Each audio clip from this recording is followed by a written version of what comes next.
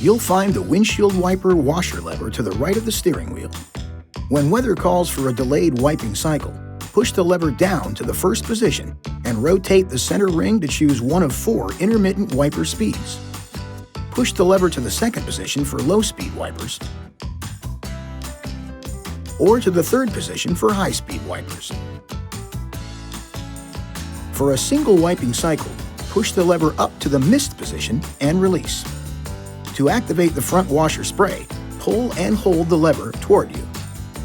If you pull the lever while in the delay range, the wiper will operate for several wipe cycles after the lever is released, then will resume the previously selected wiper interval. If you pull the lever while in the off position, the wipers will operate for several wipe cycles, then turn off.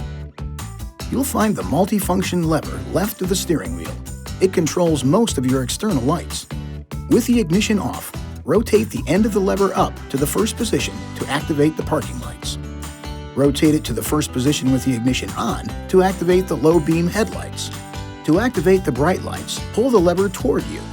Pull it toward you again to turn them off. To signal another driver with your headlights, lightly pull the lever toward you. This flash to pass feature will activate the high beams until you release the lever. And of course, you know to move the lever down to signal a left turn and up to signal a right. Your vehicle also features lane change assist. Just tap the lever up or down once without moving beyond the first position, and the turn signal will flash a set number of times to let other drivers know you're about to change lanes. Then, it will automatically turn off. If equipped, you'll find the fog light control to the left, just under the climate controls. With the parking lights or low beam headlights on, push the control once to turn the fog lights on.